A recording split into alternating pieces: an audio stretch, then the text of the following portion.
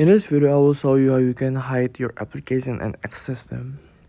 So as you can see that I don't have a lot of application here.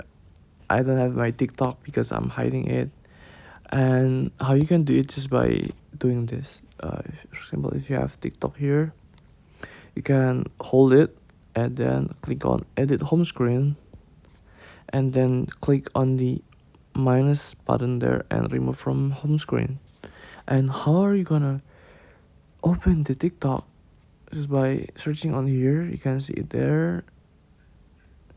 You can also delete this. I don't know if you can delete this screen, but how I access my hidden app is by swapping down and type on T and I and just click go, and just by like this I can easily open my TikTok. It's not available on my home screen, so it doesn't look messy, it doesn't look weird or anything. That's all. If you need some important apps, you can just type it. First of all, if I want to open Discord, and just DI and press go. I can just delete this, delete all of that, delete all of these useless things for these Excel things. I don't really need this Excel, I'm just gonna remove it.